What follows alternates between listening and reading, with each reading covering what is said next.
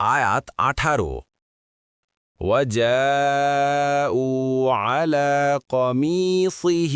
بدم كذب قال بل سولت لكم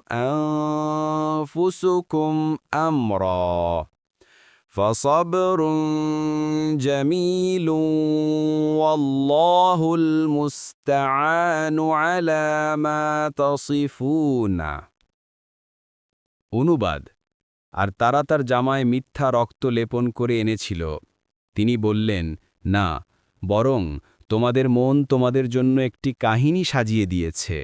কাজেই উত্তম ধৈর্যই আমি গ্রহণ করব আর তোমরা যা বর্ণনা করছ